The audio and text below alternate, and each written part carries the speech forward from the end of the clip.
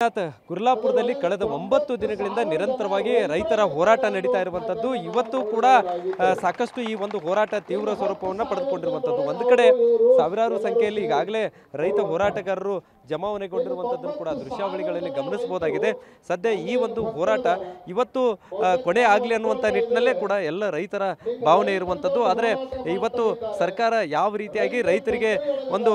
ಸಿಹಿ ಸುದ್ದಿ ಕೊಡುತ್ತಾ ಮತ್ತೆ ಕಹಿ ಆಗುತ್ತಾ ಅನ್ನುವಂಥದ್ದನ್ನು ಕೂಡ ಕೆಲವೇ ಹೊತ್ತಲ್ಲೇ ಗೊತ್ತಾಗುತ್ತೆ ಆದರೆ ಈ ಒಂದು ಕಡೆ ರೈತರು ಈಗಾಗಲೇ ಪ್ರತಿಭಟನೆಯನ್ನು ನಡೆಸ್ತಾ ಇದ್ರೆ ಇನ್ನೊಂದು ಕಡೆ ಈ ಒಂದು ಹೋರಾಟಕ್ಕೆ ಎಲ್ಲ ಮಠಾಧೀಶರು ಕೂಡ ಸಾಥ್ ಕೊಟ್ಟಿರುವಂಥದ್ದು ಬಹುಮುಖ್ಯವಾಗಿ ಇಲ್ಲಿ ಶ್ರೀಶೈಲದ ಜಗದ್ಗುರುಗಳು ಈಗಾಗಲೇ ಬಂದು ರೈತರನ್ನು ಉದ್ದೇಶಿಸಿ ಮಾತಾಡ್ತಾ ಇದ್ದಾರೆ ಅದರ ಜೊತೆಗೆ ಚಂದ್ರಶೇಖರ ಶಿವಾಚಾರ್ಯ ಸ್ವಾಮೀಜಿಗಳು ಸೇರಿದಂತೆ ಎಲ್ಲ ಮಹಾರಾಷ್ಟ್ರದಿಂದಲೂ ಕೂಡ ಮಠಾಧೀಶರು ಬಂದಿದ್ದಾರೆ ಸೊ ಎಲ್ಲರೂ ಕೂಡ ರೈತರಿಗೆ ನಾವಿದ್ದೇವೆ ಅನ್ನುವಂತಹ ಸಂದೇಶವನ್ನ ಕೊಡ್ತಾ ಇರುವಂಥದ್ದು ಸದ್ಯ ಈ ಒಂದು ರೈತರನ್ನು ಉದ್ದೇಶಿಸಿ ಈಗಾಗಲೇ ಒಂದು ಕಡೆ ಶ್ರೀಶೈಲ ಜಗದ್ಗುರುಗಳು ಮಾತಾಡ್ತಾ ಇರುವಂಥದ್ದನ್ನು ಕೂಡ ಕಾಣಿಸ್ಬೋದಾಗಿದೆ ಈ ಒಂದು ಏನು ರೈತರ ಜೊತೆಗೆ ನಾವಿದ್ದೇವೆ ಅನ್ನುವಂಥ ಸಂದೇಶವನ್ನು ಕೂಡ ಕೊಡ್ತಾ ಇದ್ದಾರೆ ಸ್ವಾಮೀಜಿ ಅವ್ರನ್ನೇ ರಂಗನಾಥ್ ನಾನು ಮಾತಾಡಿಸ್ತೇನೆ ಕ್ಷಮೆ ಮಾಡ್ರಿ ಈ ಒಂದು ಹೋರಾಟಕ್ಕೆ ನೀವು ಕೂಡ ಬೆನ್ನೆಲುಬಾಗಿ ನಿಂತಿದ್ದೀರಿ ಸರ್ಕಾರ ಇವತ್ತು ರೈತರಿಗೆ ಏನಾದರೂ ಸಿಹಿ ಕೊಡ್ಬೋದು ಅನ್ನುವಂಥದ್ದು ಒಂದು ಕಡೆ ಐತಿ ಶ್ರೀಶೈಲದಿಂದ ಬಂದಿರಿ ಅನ್ನುವಂಥ ಕಾರಣಕ್ಕಾಗಿ ರೈತರಿಗೂ ಅದೊಂದು ಆಶಾಭಾವನೆ ಹುಟ್ಕೊಂಡಿದೆ ಖಂಡಿತವಾಗಲೂ ನಾವು ಅದೇ ಆಶಾಭಾವನೆಯನ್ನು ಇಟ್ಕೊಂಡೇ 9ನೇ ದಿನದ ಈ ಹೋರಾಟದಲ್ಲಿ ರೈತರಿಗೆ ಬೆಂಬಲವನ್ನು ಸೂಚಿಸೋದಕ್ಕೆ ಶ್ರೀಶೈಲದಿಂದ ದಯಮಾಡಿಸಿದವರಾಗಿದ್ದೇವೆ ಇವತ್ತು ಸರ್ಕಾರ ಮತ್ತು ಕಾರ್ಖಾನೆಯವರು ಮನಸ್ಸು ಮಾಡಿದ್ರೆ 3500 ಕೊಡೋದೇನು ಭಾರ ಅಲ್ಲ ವಜ್ಜೆ ಅಲ್ಲ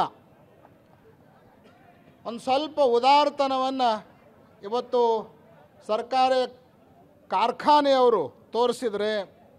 ಜೊತೆಗೆ ಸರ್ಕಾರನೂ ಕೂಡ ಸ್ವಲ್ಪ ಉದಾರತೆಯನ್ನು ತೋರಿಸಬೇಕು ಏನು ರೈತರು ಬೆಳೆದಿರುವಂತಹ ಕಬ್ಬಿನ ಮೇಲೆ ಟ್ಯಾಕ್ಸನ್ನು ವಿಧಿಸ್ತಾರೆ ಆ ಟ್ಯಾಕ್ಸ್ದೊಳಗೆ ಕಡಿತಗೊಳಿಸಿ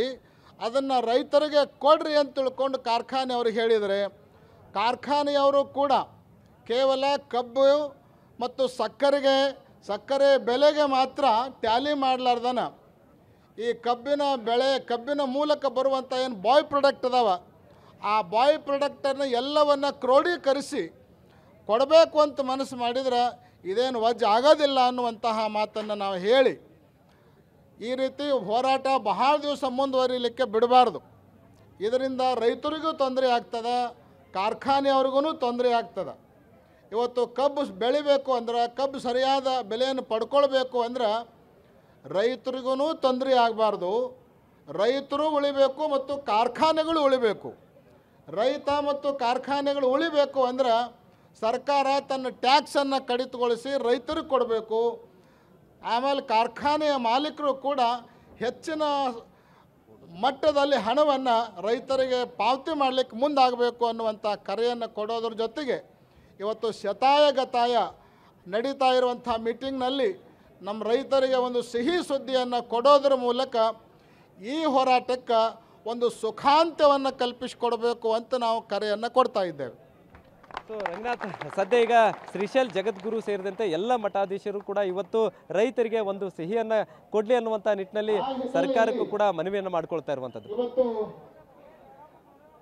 ನೀವೆಲ್ಲ 9 ದಿನಗಳಿಂದ ಹೋರಾಟವನ್ನು ಮಾಡ್ತಾ ಇದ್ದೀರಿ ನಾನು ಮತ್ತೆ ಮಾತಾಡಿಸ್ತೇನೆ ಈಗ ಮತ್ತೆ ಮಾತಾಡಿಸ್ತೇನೆ ರಂಗನಾಥ್ ಸ್ವಾಮೀಜಿ ಏನಿಲ್ಲ ಇವತ್ತು ಮೀಟಿಂಗ್ ಅಂತೂ ನಡೀತಾ ಇದೆ ಈಗ ಮೀಟಿಂಗಲ್ಲಿ ಎಲ್ಲೋ ಒಂದು ಕಡೆ ಸಕ್ಕರೆ ಕಾರ್ಖಾನೆಯವರು ಕೊಡಂಗಿಲ್ಲ ಅನ್ನುವಂಥ ಅಂದರೆ 3200 ಬಿಟ್ಟು ನಾವು ಹೋಗಲ್ಲ ಅನ್ನುವಂಥದ್ದನ್ನು ಹೇಳ್ತಾ ಇದ್ದಾರೆ ಆ ಸಕ್ಕರೆ ಕಾರ್ಖಾನೆಯವ್ರಿಗೆ ಏನು ಕಿವಿ ಮಾತು ಹೇಳ್ಬೋದು ಕಾರ್ಖಾನೆ ಮಾಲೀಕರಿಗೆ ನಾವು ಹೇಳಲಿಕ್ಕೆ ಬಯಸೋದಿಷ್ಟೇ ಇವತ್ತು ಒಂದು ಕಾಲಕ್ಕೆ ಪರಿಸ್ಥಿತಿ ಏನಿತ್ತು ಅಂದ್ರೆ ರೈತರು ಬೆಳೆದಿರುವಂತಹ ಕಬ್ಬಿಗೆ ಸರಿಯಾದ ರೂಪ ಸಿಗಬೇಕು ಅಂದ್ರೆ ಕಾರ್ಖಾನೆಯಿಂದ ರೈತರು ಅನ್ನುವಂತಹ ಪರಿಸ್ಥಿತಿ ಒಂದು ಕಾಲಕ್ಕಿತ್ತು ಆದರೆ ಇವತ್ತು ಆ ಪರಿಸ್ಥಿತಿ ಉಲ್ಟಾಗಿದೆ ಕಾರ್ಖಾನೆಯಿಂದ ರೈತರಲ್ಲ ರೈತರಿಂದ ಕಾರ್ಖಾನೆ ಅನ್ನುವಂಥ ಪರಿಸ್ಥಿತಿ ಇವತ್ತು ಬಂದಿದೆ ಅದನ್ನು ದೃಷ್ಟಿಯೊಳಗಿಟ್ಟುಕೊಂಡು ಕಾರ್ಖಾನೆಗಳು ಉಳಿಬೇಕಾಗಿತ್ತು ಅಂದ್ರೆ ನೀವು ಇನ್ನೂ ಒಂದಿಷ್ಟು ಔದಾರ್ಯವನ್ನು ತೋರಿಸಬೇಕು ಇನ್ನಷ್ಟು ಹೆಚ್ಚಿನ ಹಣವನ್ನು ಕೊಡಲಿಕ್ಕೆ ಮುಂದಾಗಬೇಕು ಅಂತ ಹೇಳಿ ನಾವು ಕಾರ್ಖಾನೆಯ ಮಾಲಕರಿಗೆ ಹೇಳೋದ್ರ ಜೊತೆಗೆ ಕೇವಲ ಮಾಲಕರ ಮೇಲೆ ನೀವು ಭಾರ ಹಾಕಿ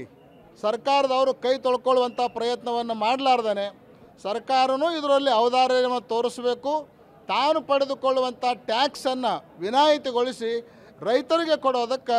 ಒಂದು ಘೋಷಣೆಯನ್ನು ಮಾಡಬೇಕು ಅಂತ ಹೇಳಲಿಕ್ಕೆ ಬಯಸ್ತೀವಿ. ಈಗ ನೀವು ಕೂಡ ಲೈವ್ನಲ್ಲಿ ನಮ್ಮ ರಂಗನಾಥ್ ಸರ್ ಇದ್ದಾರೆ ಲೈವ್ನಾಗೆ, ಅವರು ಕೂಡ ಕೇಳ್ತಾ ಇದ್ದಾರೆ. ಬೆಳಗಾವಿ ಜಿಲ್ಲಾ ರಾಜಕಾರಣಿಗಳು ಕೂಡ ಇದ್ರ ಬಗ್ಗೆ ಏನು ಮಾತಾಡ್ತಾ ಇಲ್ಲ. 9 ದಿನಗಳಿಂದ ಹೋರಾಟ ಮಾಡ್ತಾ ಇದ್ದಾರೆ ರೈತರು ಬೀದಿಯಲ್ಲಿ ಕೂತ್ಕೊಂಡು ಅನ್ನುವಂಥದ್ದು.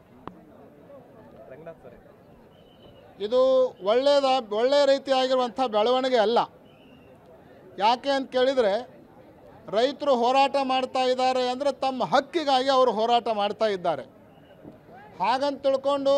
ಕಾರ್ಖಾನೆಗಳು ದಿವಾಳಿ ಆಗಬೇಕು ಅಂತ ನಾವು ಹೇಳ್ತಾ ಇಲ್ಲ. ಕಾರ್ಖಾನೆಗಳು ಉಳಿಬೇಕು, ಅದರ ಜೊತೆಗೆ ಇವತ್ತು ರೈತರು ಉಳಿಬೇಕಾಗಿರುವಂಥ ಅನಿವಾರ್ಯ ಪರಿಸ್ಥಿತಿ ಇದೆ. ಅದಕ್ಕೆ ಕಾರ್ಖಾನೆ ಮಾಲೀಕರು ಇದಕ್ಕೆ ಸ್ಪಂದಿಸಬೇಕು. ಇದಕ್ಕೆ ಸ್ಪಂದಿಸದೆ ಹೋದರೆ ಇದರ ದುಷ್ಪರಿಣಾಮವನ್ನು ಅವರೇ ಅನುಭವಿಸಬೇಕಾಗ್ತದೆ ಅನ್ನುವಂಥದ್ದನ್ನು ನಾವಿಲ್ಲಿ ಹೇಳಲಿಕ್ಕೆ ಬಯಸ್ತೇವೆ. ಇವತ್ತೇನಾದರೂ ರೈತರ ಪರವಾಗಿ ತಮ್ಮ ಬೇಡಿಕೆಗಳ ಪರವಾಗಿ ಏನಾದರೂ ಸರ್ಕಾರ ಸ್ಪಂದಿಸ್ತಾ ಇದ್ರೆ ಅಥವಾ ಕಾರ್ಖಾನೆಗಳು ಸ್ಪಂದಿಸ್ತಾ ಇದ್ರೆ ಮುಂದಿನ ಹೋರಾಟ ತೀವ್ರ ಸ್ವರೂಪ ಪಡೆದುಕೊಳ್ಳುತ್ತೆ ಅನ್ನುವಂಥದ್ದನ್ನು ರೈತರು ಹೇಳ್ತಾ ಇದ್ದಾರೆ. ಆ ಹೋರಾಟದಲ್ಲಿ ತಾವೆಲ್ಲರೂ ಕೂಡ ಭಾಗಿಯಾಗ್ತೀರಾ ಅನ್ನುವಂಥದ್ದು. ಸ್ಪಂದಿಸದೆ ಹೋದರೆ ರೈತರು ಈಗಾಗಲೇ ಹೇಳಿದಂತೆ ರೈತ ಮುಖಂಡರು ನಾವು ಈ ಹೋರಾಟವನ್ನು ಇನ್ನೂ ತೀವ್ರಗೊಳಿಸ್ತೀವಿ ಅನ್ನುವಂತಹ ಮಾತನ್ನು ಹೇಳಿದ್ದಾರೆ. ಅದನ್ನು ನಾವು ಸ್ವಾಗತಿಸ್ತೇವೆ. ಅಷ್ಟೇ ಅಲ್ಲ, ತೀವ್ರಗೊಂಡಿರುವ ಹೋರಾಟದಲ್ಲೂ ಕೂಡ ಜಗದ್ಗುರುಗಳು ಎಲ್ಲ ಮಠಾಧೀಶರು ಖಂಡಿತವಾಗಲೂ ಭಾಗ ತಗೊಳ್ತಾರೆ ಅನ್ನುವಂಥದ್ದನ್ನು ಹೇಳಲಿಕ್ಕೆ ಬಯಸ್ತೇವೆ. ಸೊ ಇದು ರಂಗನಾಥ್, ಸದ್ಯ ಈಗ ಒಂದು ಕಡೆ ಸರ್ಕಾರ ಸಿಹಿ ಸುದ್ದಿ ಕೊಡಲಿ ಅನ್ನುವಂಥದ್ದು, ಒಂದು ವೇಳೆ ಸರ್ಕಾರ ಸ್ಪಂದಿಸ್ತಾ ಇದ್ರೆ ರೈತರ ಹೋರಾಟದಲ್ಲಿ ನಾವು ಇರ್ತೇವೆ ಅನ್ನುವಂಥ ಮಾತನ್ನು ಕೂಡ ಹೇಳ್ತಾ ಇರುವಂಥದ್ದು.